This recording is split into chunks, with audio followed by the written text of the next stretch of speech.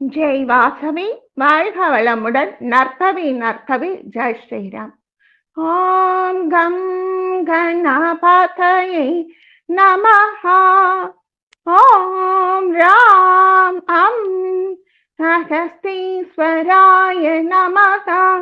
குருவருள் ஆன்மீக மைய சகோதர சகோதரிகளுக்கும் முக்கோடி தேவர் பெருமக்களுக்கும் ததாஸ்து தேவதைகளுக்கும் சித்தர் பெருமக்களுக்கும் பிரபஞ்ச பேராற்றலுக்கும் ஸ்ரீ லலிதா தேவியின் பொற்பாத கமலங்களுக்கும் இன்னைக்கு பஞ்சமி வாராகி தாய்க்கும் சனி தேவன் பாதங்களுக்கும் அனந்த கோட்டி நமஸ்காரம். இன்னைக்கு தை பிறந்த முதல் வகுப்பு அடியேந்து தை மாதம், இத புஷ்ய மாசம் சொல்லுவாங்க. பஞ்சமி திதி, உத்திர நட்சத்திரம், தேய்பிரை சஷ்டி விரதம் ஆரம்பிச்சிருச்சு. அமிர்த யோகம். கீழ் திருப்பதி கோவிந்தராஜ பெருமாளுக்கு ஊஞ்சல் சேவை, மாட வீதி புறப்பாடு. திருத்தணி ஸ்ரீ முருகப்பெருமானுக்கு பால் அபிஷேகம், சிவ முகூர்த்த தினம். இன்னைக்கு கும்பமேளா ஆரம்பிச்சிட்டாங்க. ஜனவரி 13 அதுக்கு பிரவாரம்பம்னு சொல்லுவாங்க. சிவன் கோவில்லையும் பெருமாள் கோயிலையும் கொடி ஏத்துவாங்க. கொடிமரத்துல கொடியேற்றும் பொழுது சிவன் கோவில்ல நந்தியம் பெருமாள் படம் போட்ட கொடியேற்றுவாங்க. பெருமாள் கோவில்ல சங்கு சக்கர நாமம், கருடன் இது மாதிரி இருக்கிற படங்களை பார்த்து போட்டு அதுல கொடியேற்றுவாங்க. இப்போ இந்த பிரயாக்ராஜ், உஜ்ஜயினி, நாசிக், கல்கட்டா இந்த 4 இடங்கள்லையும் நடக்கக்கூடிய கும்பமேளாவுக்கு நாகா சாதுக்கள், நாம இன்னைக்கு திங்கக்கிழமை வர திங்கக்கிழமை இவங்களை தான் பார்க்க போறோம். இன்னைக்கு அதை நாம ஒரு ஆரம்பமா வச்சுக்கலாம். ஆதி சங்கரர் அவருடைய இளம் வயசுலயே இறைநிலை அடைஞ்சார். அவர் செஞ்ச சேவைகள் கொஞ்சம் நஞ்சம் கிடையாதுங்க. இந்த உலகம் உயர் கால்நடையாவே எல்லா இடமும் போயிட்டு வந்தார். அவருடைய வாழ்க்கையிலையும் அந்த 8ங்கிறது விளையாடிச்சு. 8 வயசு முதல்ல பிடிச்சுக்குது, சன்னியாசி ஆயிடுறாரு. 16 வயசுல கண்டம் வருது, சிஷ்ய கொடிகள் காப்பாத்துறாங்க. மறுபடியும் 24 வயசு, அப்புறம் 32 வயசுல இறைநிலை அடைஞ்சிட்டார். அவர் என்ன சாட்சாத் சிவஸ்வரூபம். அவருடைய புண்ணிய கைங்கரியமே இன்னைக்கு இந்த கும்பமேளா. நமக்கு தோணு, என்ன கும்பமேளன்னா பெரிய அதிசயமா? கும்பகோணத்துல 12 வருஷத்துக்கு ஒரு தரம் நடக்கிறது. நாம எல்லா நதி தீரங்களும் அங்க வந்து சேருது. ஸ்நானம் பண்ணனா புண்ணியம் அப்படின்னு சொல்லுவோம். அத மகா மகம்னு சொல்லுவோம்.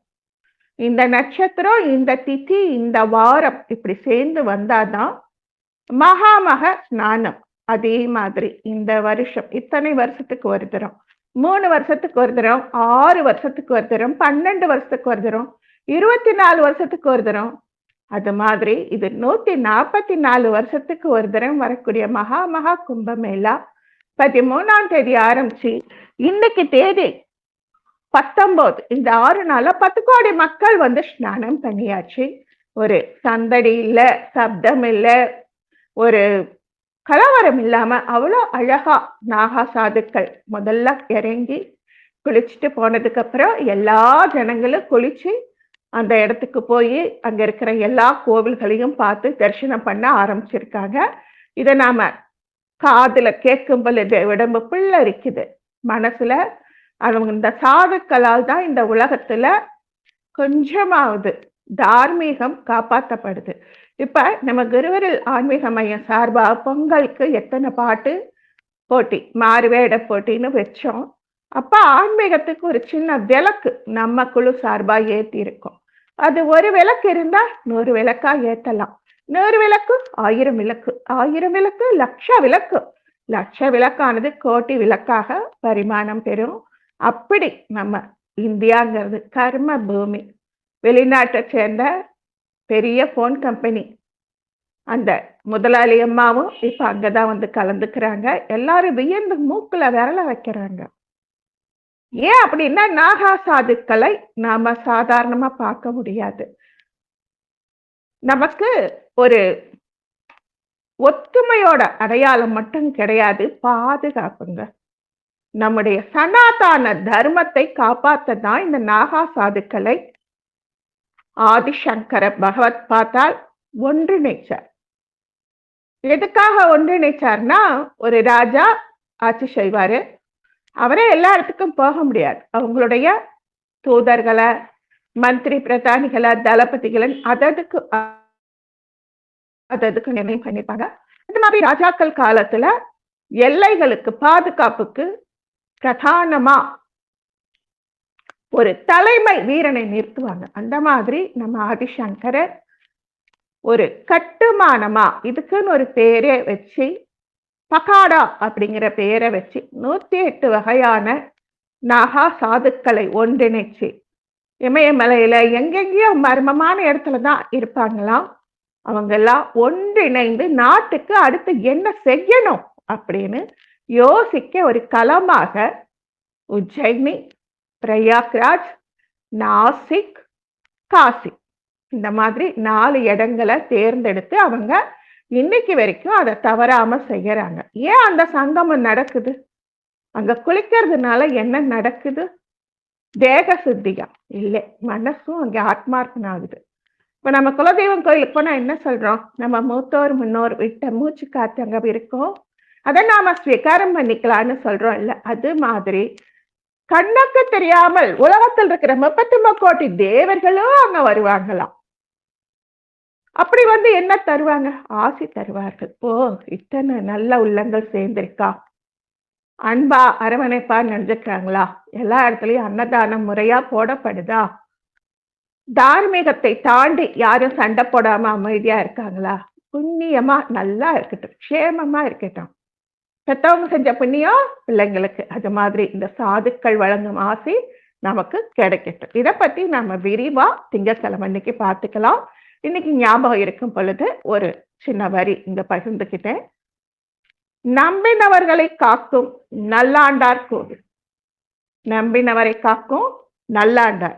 நம்ம ஏதாச்சும் ஒண்ணுன்னா ஒரு வார்த்தை சொல்வோம், அண்ணா ஏன்னா அப்படி நடந்துக்கிற, அந்த ஒத்த வார்த்தையில அவர் கூட பிறந்தவருனாலும் சரி, கூட பிறக்காதவனாலும் சரி, அந்த அண்ணா அப்படிங்கிற ஒரு சகோதரத்துவம் ஒரு ஒத்துமையை கொடுத்துடும். அக்கா அப்படின்னு நாம பெரியவங்களோ சின்னவங்களோ அந்த வார்த்தை சகோதரத்துவம் குறிக்கும். இது தொன்று தொட்டு நம்ம உடம்புல இருக்கிற ரத்தத்துல ஊறி கலக்குதுங்க. கல் தோன்றி முன் தோன்ற காலத்தே முன் தோன்றிய மூத்த குடி எங்க தமிழ் குடி. உலகம் அத்தனையிலையும் நம்ம சோழ சேர பாண்டியர்கள் ஆட்சி நடந்திருக்கு. உலகம் அத்தனையிலையும் இன்னைக்கு பிளவுபட்ட பாகிஸ்தான், பங்களாதேஷ், வங்கம் இதெல்லாம் இருக்குது இல்ல, அது அத்தனை ஒரே ஒரு நாடா இருந்தது. சீனத்தை சாவகத்தீவுன்னு சொன்னாங்க.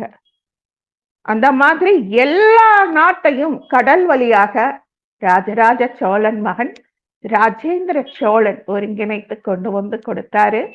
போன ஒவ்வொரு இடத்துலையும் அவங்க தன்னுடைய பிரதிநிதியா சோழர் பரம்பரையை சேர்ந்த ஒரு குடி, இப்போ ஒரு ராஜான்னு இருந்தா அவருக்கு மனைவிகள் எத்தனை இருக்குன்னு சொல்ல முடியாது.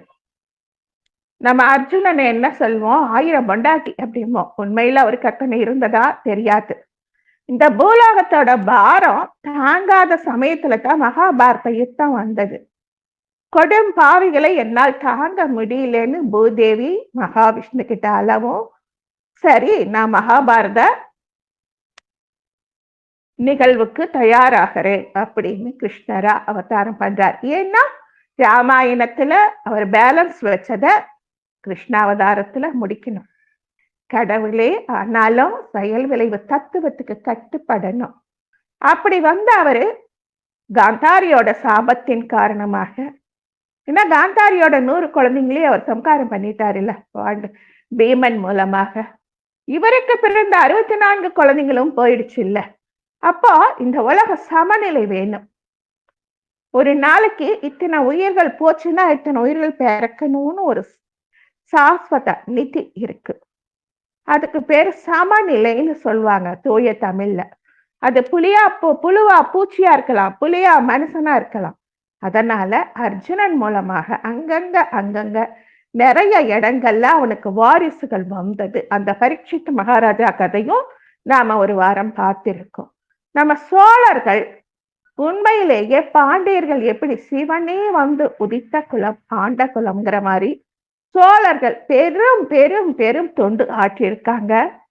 ரொம்ப கல்வெட்டுக்கள் கிடைச்சிருக்கு நம்ம தமிழ்நாட்டுல கீழடியிலையும் இன்னும் நிறைய இடங்களையும் அகழ்வாராய்ச்சி செஞ்சா நம்முடைய தொன்மை, நம்முடைய பாரம்பரியம், நம்முடைய கலாச்சாரம், நம்முடைய கல்வி எல்லாமே கிடைக்கும். அந்த கலாச்சாரத்தை நம்ம எப்படி கடத்தினாங்க நம்ம பெரியவங்க? இப்ப நம்ம கிட்ட பேனா பேப்பர் இருக்கு, வாட்ஸ்அப் இருக்கு, யூடியூப் இருக்கு, எல்லாம் கடத்திக்கிட்டோம். அந்த காலத்துல அவங்க என்ன செஞ்சாங்க? கல்வெட்டுல பதிச்சாங்க, சிலையா தயார் பண்ணாங்க.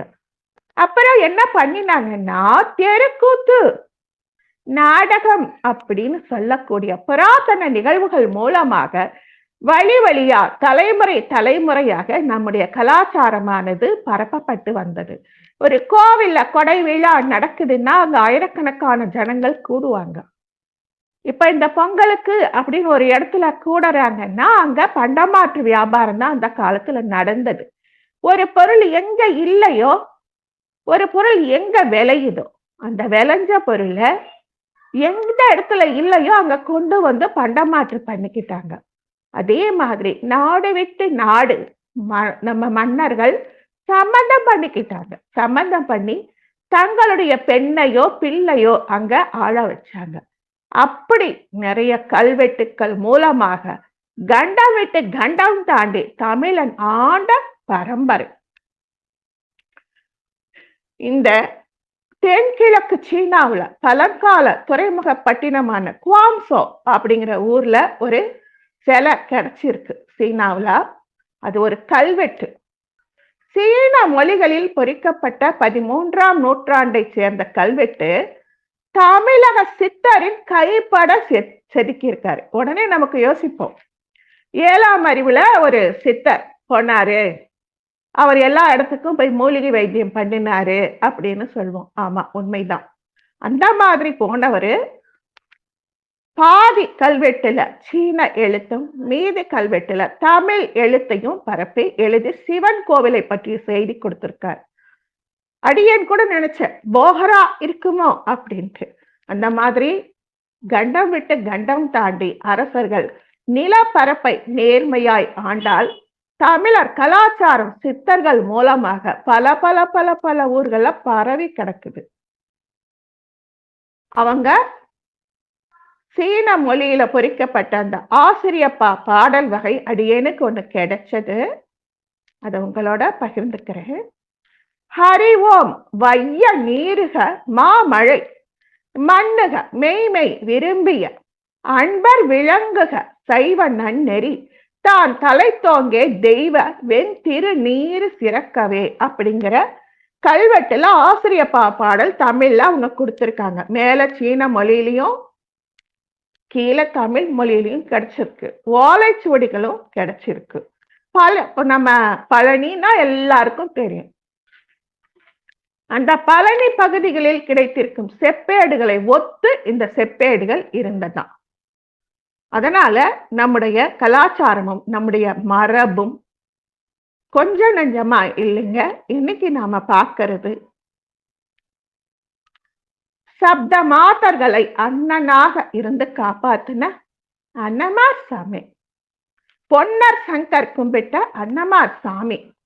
இப்ப நம்ம கும்பமேளாவை பத்தி சொன்னோம் இல்ல, ஆப்பிள் நிறுவனர் ஸ்டீவ் ஜாப்ஸின் மனைவி மகா கும்பமேளாவுக்கு வந்திருக்காங்க. இந்த நூற்றாண்டில் கையடக்க கருவிகளின் நாயகனாக கொண்டாடப்படுபவர் ஸ்டீவ் ஜாப்ஸ். அவர் தொடங்கி வைத்த ஆப்பிள் நிறுவன சாம்ராஜ்யம் இன்னும் பல்லாண்டுக்கு தகவல் தொழில்நுட்ப உலகில அசைக்க முடியாதது. அந்த ஸ்டீவ் ஜாப்ஸின் வாழ்க்கையில பெரும் திருப்பு முனை கொடுத்தவர் இந்திய ஆன்மீக ஞானி நீம் கரோலி பாபா. நீம்னா வேப்ப மரம், நமக்கு தெரியும். அவருக்கும் வேப்ப மரத்துக்கு ஏதாவது சம்பந்தம் இருக்கலாம். நம்ம வேப்ப மரத்தை மாரியம்மனா கும்பிடுறோம்.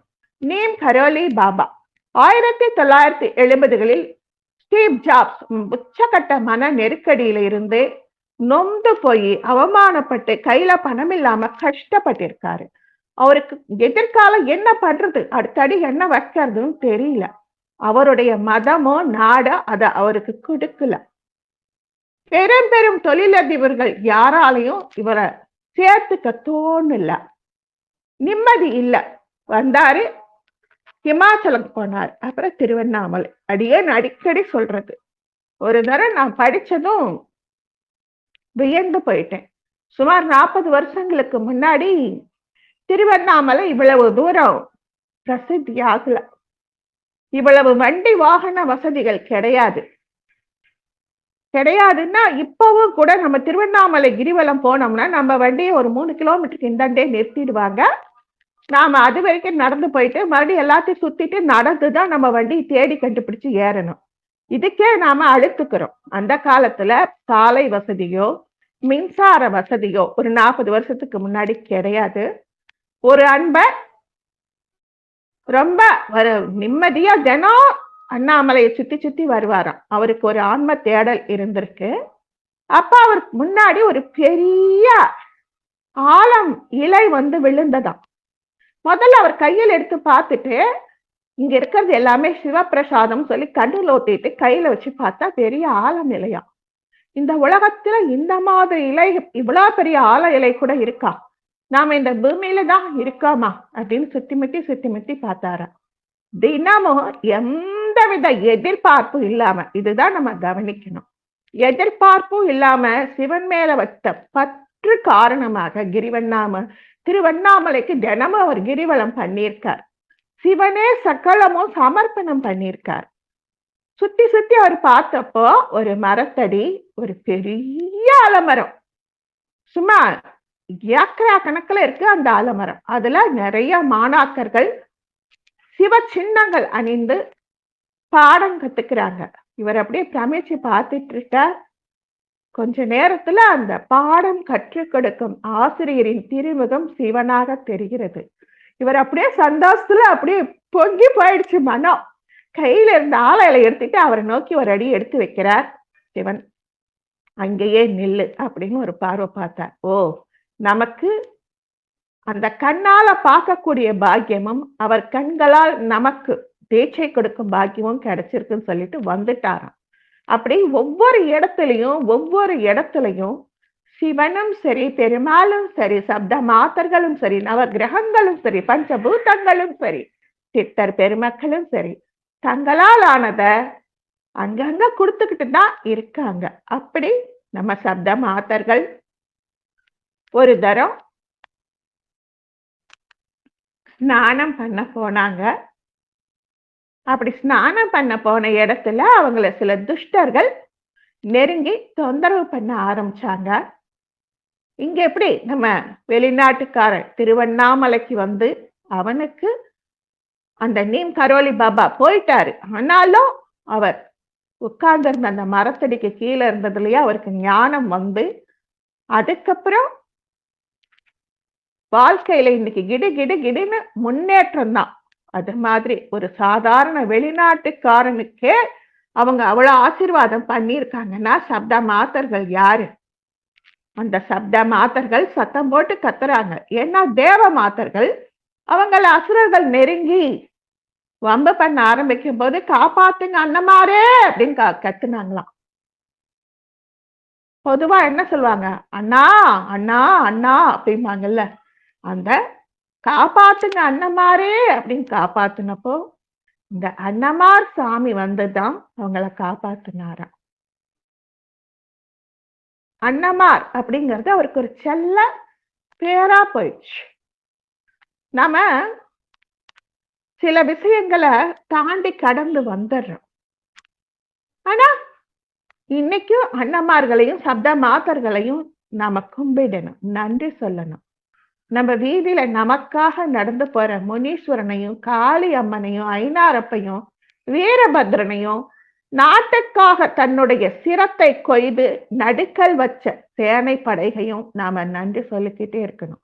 இப்ப நம்ம பேசுற பேச்சு எல்லா இடத்துலயும் கேட்கும். சித்தர்களும் வாழ்த்துவாங்க. இந்த மாதிரி நமக்காக பாடுபடுற தெய்வங்களும் நமக்கு கண்ணுக்கு தெரிஞ்சாலும் காதுல கேட்டாலும் நாம பேசுறத அவங்க காதுல கேட்டாலும் நமக்கு ஒரு வாழ்த்து போடுவாங்களாம். ஏன்னா இந்த நீம் கரோலி பாபா ஆசிரமத்துல ஒரு ஆப்பிள் கிடைச்சிருக்கு இந்த ஸ்டீவ் ஜாப்ஸுக்கு. அந்த பெயரை வச்சுயே அவரு ஆப்பிள் நிறுவனம் தொடங்கி இன்னைக்கு சக்சஸ் பண்ணியிருக்கார். அந்த புத்தகம் ஒண்ணு எழுதியிருக்கார், ஆதாம் கடித்த ஆப்பிள் அப்படின்னு ஒரு தவறான தகவலை கொடுத்து வச்சிருக்கோம். அந்த ஆப்பிள்ல ஒரு பகுதி கடிச்சு அப்படி இருக்கும். அவர் நல்ல பாதையில போனாலும் ஆதாம் கடித்த ஆப்பிள் அப்படிங்கிற பிறழ்வு அங்க நடந்திருக்கு. நாம செவிவழி செய்தியாக, தெருக்கூத்து வழியாக இன்னி வரைக்கும் நாம அண்ணாமார் சாமியும் முனீஸ்வரனையும் கைலாயத்தை பார்க்கிற அப்படியே திருவண்ணாமலையும் ஸ்ரீ வைகுண்டத்தை பார்க்கிற அப்படியே நம்ம பெருமலையும் திருப்பதி ஏழுமலையானையும் பார்த்துக்கிட்டு இருக்கோம். இந்த அண்ணமார் சாமி நம்ம பொன்னர் சங்கர், இது நமக்கு தெரியும்.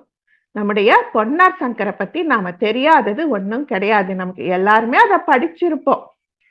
அந்த பொன்னர் சங்கரும் போய் இங்க கும்பிட்டு அவர்கிட்ட வரம் வாங்கிட்டு வந்தாங்களாம். என்ன வரம் வாங்கினாங்க? நம்ம கொஞ்சம் யோசிக்கணும். நம்ம நல்லா ஒத்துமையா இருந்தா வேற யாருமே நம்மளை பிளவுபடுத்தவே முடியாது. ஆனா நாம என்ன பண்றோம்? கொஞ்சோண்டு கை வசந்துருச்சுன்னா அடுத்தவங்களை கேவலப்படுத்த ஆரம்பிச்சிடறோம். இப்ப இந்த நிமிஷம் பேசுற நாம அடுத்த நிமிஷம் உயிரோட இருப்போமா? இதுக்கு முன்னாடி எத்தனை பிறவி எடுத்தோமோ இந்த கலியுகத்துல. விஷ்ணு புராதன படி ஒவ்வொரு மகா யுகமும் ஒரு சத்திய யுகம். அதாவது கிருத்தயுகம், திரேதாயுகம், துவாபரயுகம், கலியுகம். இந்த 4 யுகம் கொண்டது ஒரு மகா யுகம். அந்த 4 மகா யுகம் கொண்டது ஒரு சத்திய யுகம். 1,728,00,000 மனித ஆண்டுகள் சத்திய யுகம். அதுக்கப்புறம் திரேதாயுகத்துக்கு 1,29,06,000 வருடம். துவாபர யுகத்துக்கு 8,64,00,000 ஆண்டுகள். கலியுகத்துக்கு 4,32,000 ஆண்டுகள். இதுதான். இன்னும் நாம கால்வாசி கூட கடக்கலையும். அப்ப நாம எப்படி இருக்கணும்? இந்த கலியுகம் இப்ப இருக்கிறத விட ரொம்ப மோசமா தான் போகும், அதுல சந்தேகமே இல்லை. அப்ப நாம என்ன பண்ணணும்? தர்மோ தர்மா ரக்ஷதா அப்படின்னு சமஸ்கிருதத்துல ஒரு சொல் இருக்கு. அந்த சொல்லுக்கு அர்த்தம் என்ன? தர்மம் தன்னைத்தானே காத்துக்கும். ஆமா, நாம செய்ய வேண்டியது தன்னைத்தானே காத்துக்கொள்ளும் தர்மத்தை துன்புறுத்தாம இருக்கணும். ஏன்னா சத்திய யுகமான கிருத்தயுகத்துல தர்மம் 4 கால்ல நின்னுச்சு, திரேதாயுகத்துல 3 கால்ல நின்னுச்சு, துவாபர யுகத்துல 2 கால்ல நின்னுச்சு. இந்த கலியுகத்துல ஏக சக்கரமா ஒரே கால்ல நிக்குது. அப்படி இருக்கிற அந்த கலியுகத்தின் தலைவனை நாம அந்த சனாதன தர்மத்துக்கு நம்மளால முடிஞ்ச வரைக்கும் நாம பாதுகாப்பு கொடுக்கணும். அடுத்தவங்க அதை கெடுக்காம, அந்த புனிதத்தின் மேல் கை வைக்காம காப்பாற்றணும். நமக்கு அதுவா வேலை? நமக்கு 1000 வேலை இருக்கு. என்னமோ நாம தான் இந்த நாட்டையே ஆளற அப்படி ஒரு பேச்சு. நாம தான் காப்பாற்றணும். எந்த ஒரு தண்ணி அண்டால ஒரு தண்ணி இருக்கு, அதுல சின்னதா ஒரு இலையோ தூசியோ பட்டா அதை எடுத்து வெளியில போடுறது நம்முடைய கடமை. அது மாதிரி சனாதன தர்மத்தை காப்பாற்ற நம்மளால முயன்ற, நம்ம பாரம்பரியத்தை காப்பாற்ற நம்மளால முயன்ற, தொன்று தொட்டு நம்ம கிராமங்களில் இருக்கிற அந்த உயிர்ப்பு நகரத்துல என்னைக்கும் வராது. அந்த கிராமங்களில சொலவடை சொற்களாகவும் கதைகளாகவும் தெருக்கூத்துக்களாகவும் வழங்கி வருகின்ற அந்த தொன்மையை நாம காப்பாற்றணும். அப்படித்தான் இந்த பொன்னர் சங்கர் அருக்காணி தங்கம், நல்ல தங்கம். அப்படி நல்ல தங்கம்னா அந்த நல்ல தங்கால் இல்ல, இந்த நல்ல தங்கம். இவங்களை பத்தி இன்னைக்கு நாம பார்க்க போறோம். இந்த அன்னமார் கோவில்ல கோகுலாஷ்டமி, ஸ்ரீராம நவமி, நல்லாண்டார் பெருந்திருவிழா, சித்திரை வருட பிறப்பு, மகாலய அமாவாசை, ஆடி முதல் நாள் பால்குட விழா, ஆடி வெள்ளி, திருக்கார்த்திகை, ஆவணி மாசம் உரியடி, விஜயதசமி, தை பொங்கல், புரட்டாசி சனிக்கிழமை, பங்குனி உத்திரம், மாசி மகா சிவராத்திரிங்கிறது நிறைய சிறப்பா கொண்டாடுறாங்க. இந்த கோவில் இருக்கிற மூலவர் பேரு நல்லாண்டார் கோயில். நல்ல நாமம் வச்சு நாராயணன் மாதிரியே காட்சி தரார். சப்த கன்னியர், லாட சந்நியாசி, சித்தர், கெருடாழ்வார், அனுமதி விநாயகர். இந்த அனுமதி விநாயகர் யாருன்னா நம்ம மூலாதாரத்தில் இவர் தான் இருப்பாருன்னு ஏற்கனவே சொல்லியிருக்கோம். இந்த மாதிரி தெய்வங்கள் ஒரு இடத்துல கூடுதுன்னா அந்த ஆற்றல் கொஞ்சம் அதிகமாவே இருக்கும். அந்த ஆற்றல் பெருங்கற்றைகளாக நம்மை சுற்றுங்க. இப்ப நாம துரியத்துல ஏறிட்டோம்னா இறங்கறதுக்குள்ள என்ன அவஸ்தைப்படுறோம். ஒரு சாதாரண மனிதனின் துரியத்துல இருந்து இறங்கவே நாம சாயங்காலம் விளக்கு வச்சு சாந்தி தவத்துக்கு தன் முனைப்பா இறங்கிடணும் நினைச்சு ஒவ்வொரு படிநிலையா இறங்கி வரோம். அப்படி இருக்கும் பொழுது இத்தனை மகா ரௌத்ரங்கள் கொண்ட ஒரு கோவில்ல எவ்வளவு அதிர் அலைகள் இருக்கும். அதனால அங்க இருக்கிற அனுமதி விநாயகர் கிட்ட அனுமதி வாங்கிடணுமா. அப்பதான் அந்த சூழ்நிலைக்கு ஏத்தவாறு நம்முடைய ஆதாரங்களின் சுழற்சி இருக்குமா. ஆதாரங்கள் எங்க இருக்கு? உடம்புக்குள்ள இருக்கு. காட்டு, ஒரு மனுஷனுக்கு உயிர் இருக்கா? இருக்கு. காட்ட முடியுமா? இதெல்லாம் அனுபவத்துல வர வேண்டிய ஒரு நற்செயல். அதுக்கு நம்ம பூர்வ ஜென்மத்துல புண்ணியம் பண்ணியிருக்கோம்.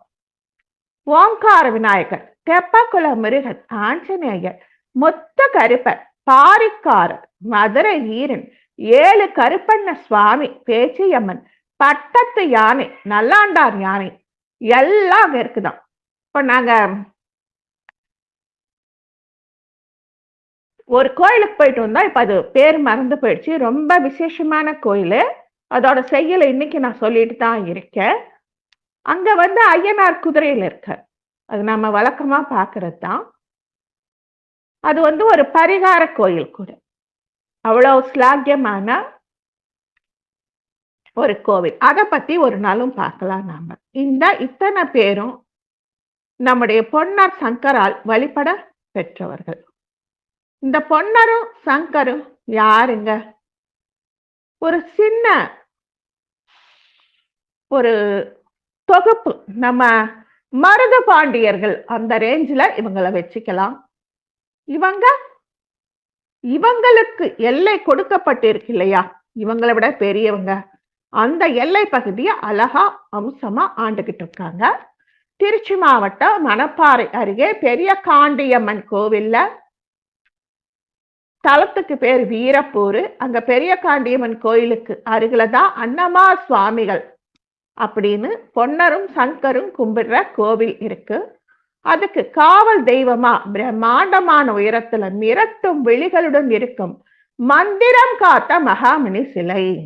நம்ம 18ஆம் கருப்படி சாமின்னா நம்ம என்ன சொல்வோம்? கேரளாவில இருந்து மந்திரவாதிங்க வந்தாங்க. அந்த நம்ம சிலைய நம்ம மதுரை கல் அழகரை களவாட முயற்சி பண்ணாங்க. அதுக்கப்புறம் நம்ம பாண்டி முனி அவங்கள ஒவ்வொருத்தரையும் படியா போட்டுட்டாங்க. இன்னைக்கு வரைக்கும் அந்த கதவுக்கு தான் தீபம் காட்டுறோம். அபிஷேக ஆராதனை, தீபாராதனை, மலர் மாலை சாத்துதல் எல்லாம் பண்றோம். ஏன்னா அவ்வளவு ஆற்றல். அது மாதிரி ஒரு பிரம்மாண்டமான உயரத்துல மந்திரம் காத்த மகாமுனி சிலை இருக்கான். காளை மாட்டுடன் கூடிய ஜாம்புவன் சிலை. பக்கத்திலே வீரமலன் ஒண்ணு இருக்கான். அதுக்கு மேல பெரிய காண்டியம்மன் தவம் செய்த இடம் என கூறப்படும் தவசு கம்பம் உள்ளது. நம்ம கிராமத்துல திரௌபதி அம்மன் பண்டிகை சாட்டும் போது எல்லாரும் பார்த்திருப்போம். அர்ஜுனன் தபசுன்னு ஒண்ணு இருக்கும். நல்லா பெருசா இதுக்குன்னு விளைஞ்ச மரத்துல ரொம்ப பெரிய உயரத்துல அந்த தபசு கம்பம் சாட்டப்பட்டிருக்கும். கோயிலுக்கு எதிரில குறிப்பிட்ட வீட்டை சார்ந்த தவம், ஒழுக்கம், விரதம் முறையாய் இருக்கக்கூடிய அவங்க வீட்லயும் தேர்ந்தெடுக்கப்பட்ட வாலிபன் தான் அந்த தபச கம்பம் ஏறுவான். நாங்கெல்லாம் ஆச்சரியமா பார்ப்போம். அதுக்கு மேல ஏறி மேல ஒரு ஓலக்கொட்டா மாதிரி ஒண்ணு போட்டிருக்கும் அந்த ஒத்த கம்பத்துக்கு மேல. ஏன்னா அவருக்கு நிழல் வேணும். அதுல போய் நின்னு தவம் புரிகிறாப்படி சில பாடல்களை பாடுவார். அப்போ கெருடாழ்வார் வந்து சகுனம் கொடுத்தால்தான் அவர் இறங்கி வருவார். கையில வாளோட இறங்கி வரும்போது அவ்வளவு வீரமா இருக்கும் அந்த தவம் முடிந்து வரும் பொழுது. அது மாதிரி நம்ம சபரிமலை ஐயப்பனின் ஆபரண பெட்டிக்கு கெருடாழ்வார் துணையா வருவாரு. இயற்கையும் பறவைகளும் விலங்குகளும் நாமும் பிரியாமையே இருக்கணுங்க. அப்பதான் நல்லா இருக்கும். அதே மாதிரி வீரமலை மேல பெரிய காண்டியம்மன் தவம் பண்ண இடத்த தவசு கம்போன்னு சொல்றாங்களாம். வீரமலையில் ஒரு பகுதியில் கூவனாம் பள்ளம் அப்படின்னு ஒண்ணு இருக்கான்.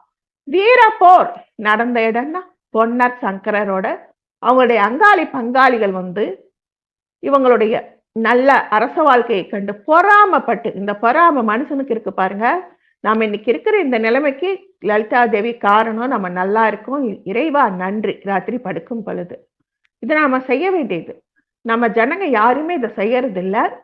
பங்காளிகள் புறப்பட்டு வந்து பொன்னர் சங்கர் மேல படையெடுத்து வஞ்சக எண்ணத்தால் வஞ்சகமாய் போய் புரிந்து ஒருத்தனை கொன்னுடுறாங்க. இன்னொருத்த அண்ணன் தம்பி போயிட்டானேன்னு இந்த பொன்னர் சங்கத்துல தானே உயிரை விட்டுறான்.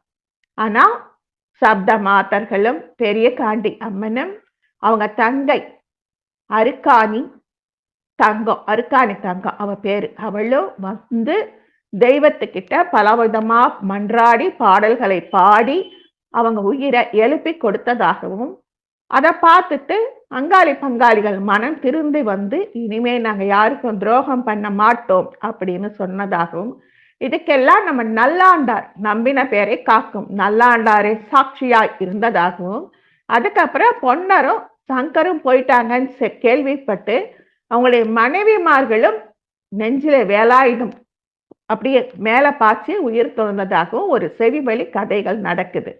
ஒரு வீரம் விளைஞ்ச மண்ணு நம்ம தமிழகம். இப்ப ஜல்லிக்கட்டு எப்படி இருந்தது, அது மாதிரி வீரம் விளைஞ்ச மண்ணு அந்த பொன்னரும் சங்கரும் தெய்வமாக நின்ற இடம்தான் இந்த வீரப்போர். அந்த போர் நடந்த இடம்தான் அந்த போர்க்களம். அத கூவனாம் பள்ளம் பக்கத்துல வீரப்போர் இடம் நடந்தது. அவங்க ஒருத்தர் போர்க்களத்துல வஞ்சகமா கொல்லப்பட்டதும், இன்னொரு சகோதரர் தன்னைத்தானே மார்பிலே வேலாயுதத்தை புகுத்தி தியாகம் பண்ண இடத்த படுக்களம் அப்படின்னு சொல்றாங்க. பக்கத்திலேயே வெள்ளாங்குளம், இனாங்குளத்தூர் அப்படின்னு நிறைய இடங்களும் அங்க சொல்லப்படுது. கரூர் மாவட்டம் மாயனூர் அருகே மதுக்கரை செல்லாண்டியம்மா கோவில் அப்படின்னு பொன்னர் சங்கரை மையமா வச்சு கோயில்கள் நிறைய நிறைய சொல்றாங்க. கொங்கு நாட்டுல கீழ்ப்பகுதியில 15ஆம் நூற்றாண்டு காலத்துல ஒரு பண்பாட்டு கலாச்சாரம் சார்ந்த ஒரு குறும் பரம்பரை, ஆண்ட பரம்பரை இருந்தது. பொன்னர் சங்கரின் தாத்தா பொன்னிவள நாடு, நெல்லிவள நாடு ஆகிய நாடுகளை ஆண்ட குறுநில மன்னர். அந்த குறுநில மன்னரின் மகன்கள் 2 பேரு, ஒரு தங்கை. அந்த தங்கையின் மகன்களே இந்த பொன்னரும் சங்கரும். குறுநில மன்னராக இருந்த அந்த தாத்தா செல்லாண்டியம்மனுக்கு கோவில் கட்டி குடமுழுக்கு செய்யறாரு. இவருக்கு குன்றுடையான் அப்படிங்கிற ஒரு மகன் இருந்தார். குன்றுடையானின் கோல் ஆட்சி வரும் பொழுது பங்காளிகள் வில்லத்தனம் செய்கிறாங்க. அத்தை மகள் தாமரையை அவள் விருப்பத்தோடு கல்யாணம் செய்கிறார் குன்றுடையான். குன்றுடையான் தாமரை அரியநாச்சி தம்பதிக்கு பொன்னர் சங்கர் தங்கை அருக்காணி பிறக்கிறாங்க. பொன்னர் சங்கர் வாலிபர்களானதும் நம்ம சொத்தை பறிச்சாங்களே அப்படின்னு அவங்க காத்துட்டு இருக்காங்க. பங்காளிகள் மறுபடியும் சீண்ட வரும் பொழுது பழி வாங்குறாங்க. அப்படி பொன்னர் சங்கர் கிட்ட தோத்த எதிரிகள் தலையூர் காளியின் துணை கொண்டு இடைஞ்சல் பண்றாங்க. அம்மா அப்பா இறந்துடுறாங்க. பொன்னர் சங்கரோட அம்மா அப்பா இறந்துடுறாங்க. தங்கச்சி நல்ல விதமா வளர்க்கறாங்க. நம்ம கிருஷ்ணர் இந்த இடத்துல மாயவர் அப்படிங்கிற வேடம் கொண்டு வந்தாராம். அவர் தான் இங்க அன்னமார் அப்படின்னு குறிப்பிடப்படுறார். சப்த மாதர்கள் குளிக்கும் பொழுது அவங்கள காப்பாத்தின அன்னமார் இங்க அன்னமாராவே இந்த பொன்னர் சங்கருக்கும் தங்கத்துக்கும் உதவியாளா இருக்கார். உதவியாளர்னா பாதுகாப்பா இருக்கார். அப்படி இருந்தும் தலையூர் காளி வடிவெடுத்து அம்பு விட்டு சங்கரை கொள்கிறார். பொன்னர் சங்கர்ல தலையூர் காளி விதியானது கொள்றார். சங்கரனின் மனம் கொண்டு பொன்னர் தன்னைத்தானே தற்கொலை செய்து கொள்கிறார். தங்கை அருக்காணியும் ஆகிறார். இந்த கதை நடந்த இடம் வீரப்பூர். வருடந்தோறும் மாசி மாதம் நடைபெறும் திருவிழாவை காண கண்கோடி வேண்டும். 10 நாட்கள் நடக்கும் இந்த திருவிழாவுக்கு பெரும்பான்மையான மக்கள் அங்கேயே தங்கிடுவாங்களாம் 10 நாளுமே. தொடர்ந்து மாசி மாச திருவிழா சிவராத்திரிக்கு அடுத்த நாள் கொடியேற்றத்துடன் தொடங்கும் வழக்கம். இதை தொடர்ந்து காப்பு கட்டுறது, படுக்களம் பண்றது, வேடப்பறி எடுக்கிறது, தேரோட்டம்னு கோலாகாலமா 10 நாளும் போற போக்கு தெரியாம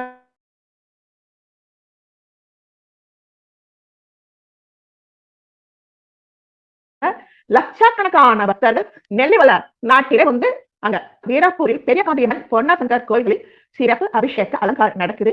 வேடப்பறி திருவிழா 8ஆம் நாள் நடக்குது. குதிரை வாகனத்துல பொன்னரும் சங்கரும் முன்னாடி போறாங்க. பெரிய காண்டியம்மா யானை வாகனத்துல வர்றாங்க.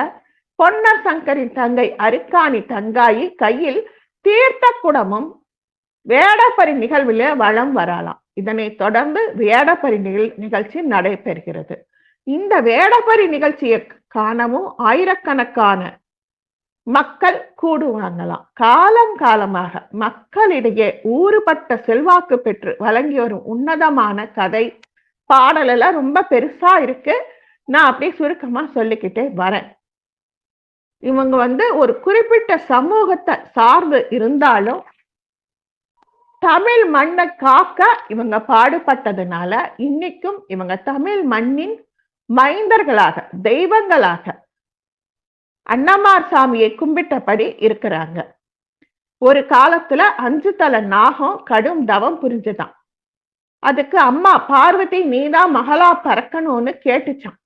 5 தலை நாகம் அரவம் குடியிருப்பு, நாகம் தபசு, அதுல நற்பாம்பு செய்கிறது அப்படின்னு ஒரு சொலவட மாதிரி சொல்றாங்க.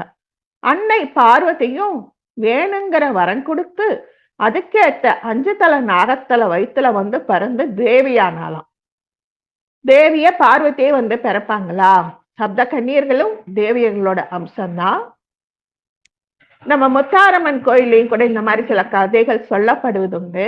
பார்வதி ஒரு கூறு 5 தலை நாகத்துல வயிற்றுல வந்து பிறக்குது. தேவி பிறக்கும் பொழுது எப்படி அந்த குழந்தை பிறக்குதுன்னா ஆணும் இல்லாம பெண்ணும் இல்லாம அர்த்தநாரி ரூபமா பிறக்குதான். தன்னுடைய நிலையை மாற்றி அமைக்குமாறு அவருக்கு வேண்டாங்க. சிவபெருமான் நீ ஊசி முனையில நின்று தவம் இயற்று, அந்த நீ தவமேற்று கொண்டிருக்கும் பொழுது அந்த இடத்துக்கு பொன்னர் சங்கர் வருவாங்க. அவங்க எதிரிகளோட சண்டை போடுவாங்க. அவங்க தங்கச்சியான அருக்காணி தங்கம் அன்னைக்கு அண்ணன்களுக்காக விரதம் இருந்து நீர்க்குடம் சுமப்பால். அந்த நீர்க்குட சுமக்கிற அந்த தவ நிலையில ஆணும் இல்லாம பெண்ணும் இல்லாம பிறந்த உனக்கு பெண்ணாக முழு வாழ்க்கை தருவாள், அவ செஞ்ச தவத்தால உனக்கு கிடைக்கும் அப்படின்னு செய்றாங்க. அந்த மாதிரி இந்த கதை ரொம்ப பெருசா வருது. தமிழ்நாட்டின் திருச்சி மாவட்டம் மணப்பாறை நகரிலிருந்து 11 கிலோமீட்டர் தொலைவில் தான் இந்த வீரப்பூர் இருக்கு. வீரம் விளைந்த மண்ணில் கோவில் கொண்டு அருள் பாலிக்கும் பெரிய காண்டி அம்மன் தல வரலாறு தான் இப்ப நாம சொன்னோம். சீரான சதுரகிரி வீரமலை, தெற்கேதான் தோணுமலை, தென்னாட்டில் வீரமலை, 4 சதுரமலை சதுரகிரி, வீரமலை சக்தி வளர்ந்த மலை, தொடர் விழுந்த வீரமலை, கண்ணன் கருத்தமல சாமி, கைலாசம் போன்ற மலை, 4 புறம் சதுரகிரி சாமி, அதன் நடுவிருக்கும் வீரமலை. ஒரு பெரிய பாட்டே இருக்கு. நான் அதை ஒரு 4 வரி மட்டும் சொல்றேன். அப்படி எல்லாரும் தமிழ் மண்ணை காக்க, எதிரிகளிலிருந்து காப்பாத்த பாடுபடுறாங்க. அப்படி பாடுபட்டாலும் அவங்க போர்க்களத்துல மாய்ந்து விடுகிறார்கள். பெரிய காண்டியம்மன் அருளாலும் நல்லாண்டவர் சாமியார் அருளாலும் மறுபடியும் பிழைச்சு வர்றாங்க. பிழைச்சு வந்தவங்க சில பாடல்களை பாடுகிறதா சொல்லி வரலாறு சொல்லுது. அதுக்கப்புறம் அவங்களும் நல்லாண்டவர் நம்பி வந்தவரை காக்கும் நல்லாண்டவர் சன்னதியில அப்படியே தெய்வமாக இன்னைக்கும் இருக்கிறாங்க.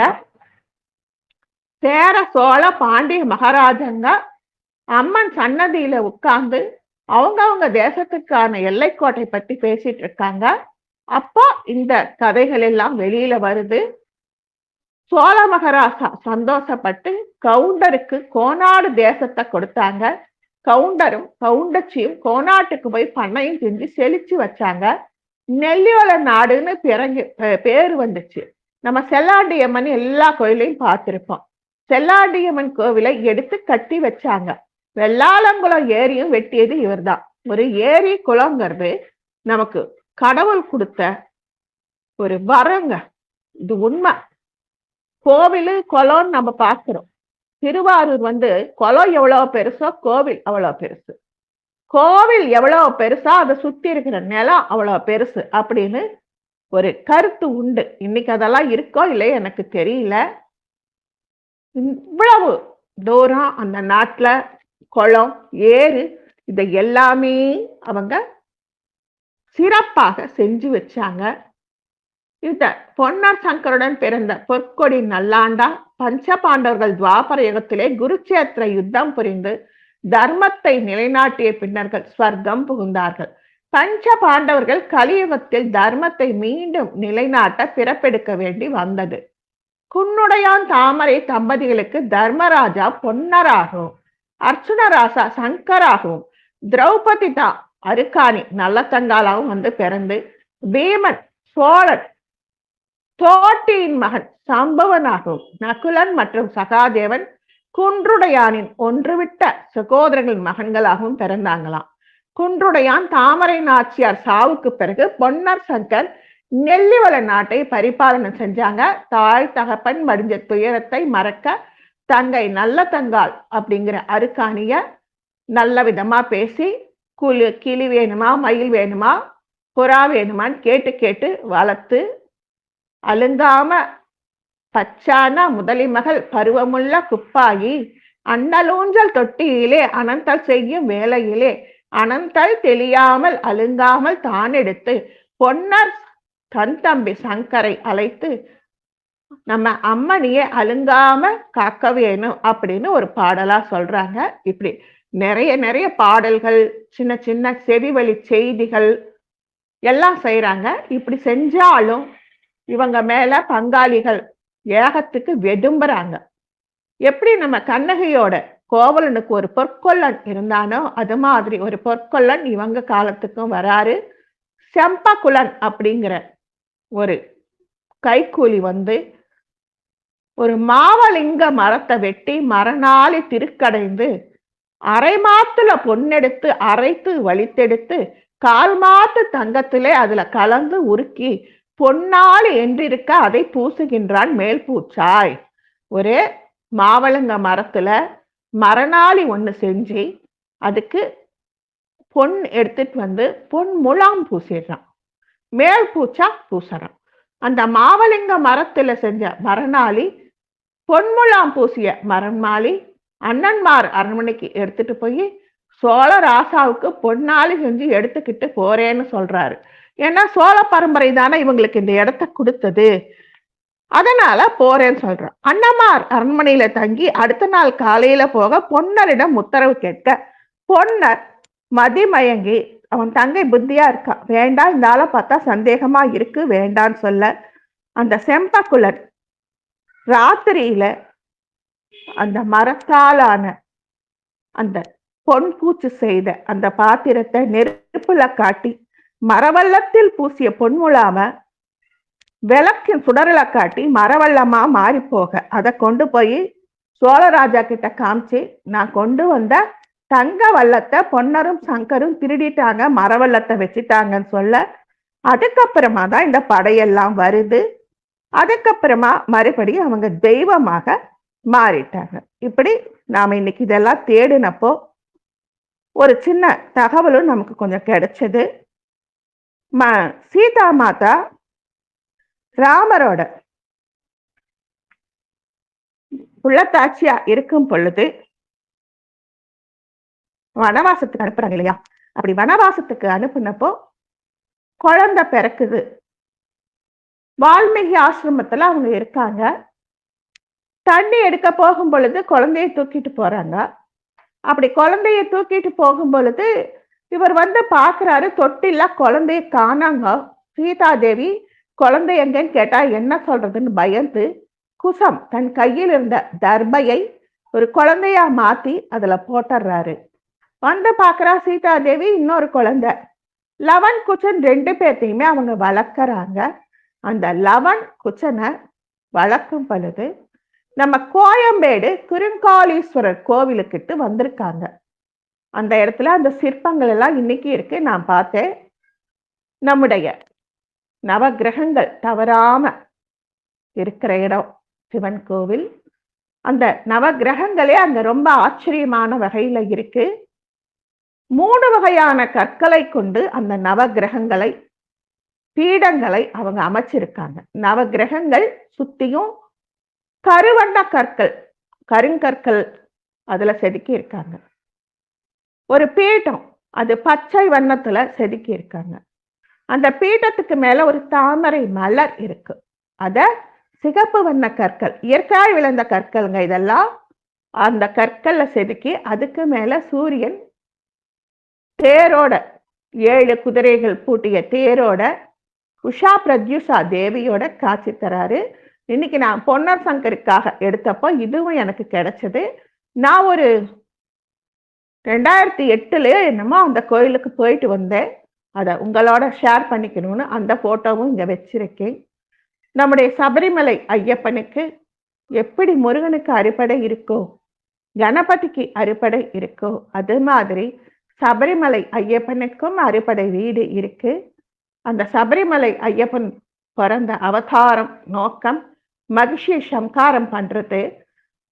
ஆனா அம்மாவுக்கு தலைவலி புளிப்பால் கொண்டு வான்னு சொல்லி போறாங்க. அப்படி போன இடத்துல ராத்திரி தங்கறதுக்கு ஒரு வீட்டுல அனுமதி கேட்க, அப்பா இங்க மகிஷாசுர மர்தினி ஒருத்தி இருக்கா, மகிஷி ஒருத்தி இருக்கா, ரொம்ப அட்டகாசம் பண்றா, நீ பார்த்து பதனமா தங்கிக்கோ அப்படின்னு அந்த பாட்டி சொல்ல, அந்த வீட்டுல தங்கி இருந்து மறுநாள் காலையில போய் அந்த மகிழ்ச்சியை அவர் சம்காரம் பண்ணிட்டு அந்த கத்தியை எடுத்துட்டு வந்து அந்த பாட்டி வீட்டுக்கு குளத்துக்கு பின்னாடி இருக்கிற குளத்துல போய் கத்தியை கழுவ, அந்த தண்ணி எல்லாம் ரத்தமா மாறி அது அழுதா நதியாச்சான். அந்த வாழை இங்க தங்கறதுக்கு இடம் கொடுத்தது காரணமா அந்த வீட்லயே இன்னைக்கும் வச்சிருக்காரு. அந்த தொன்மையான வாளும் இன்னைக்கு அடியேன் பார்வைக்கு கிடைச்சது. அதையும் இன்னைக்கு நான் உங்களுக்கு காமிக்கலான்னு அனுப்பி வச்சிருக்கேன். நம்முடைய தொன்மை கதைகள் தான் நம்முடைய உயிர் நாடி. நம்முடைய ராமாயணமும் மகாபாரதமும் நம்முடைய 2 கண்கள். வீரபாண்டிய கட்டபொம்மன், மருது சகோதரர்கள், வேலு நாச்சியார், இதோ இப்ப பார்த்தா பொன்னர் சங்கர், இவங்கெல்லாம் நமக்கு கிடைச்ச பொக்கிஷங்கள். இவங்கள வழி வழியா நாம மறுபடியும் இவங்கெல்லாம் கலாச்சாரத்தை காத்தவங்க அப்படிங்கிறத நாம தெளிவுபடுத்திக்கணும்.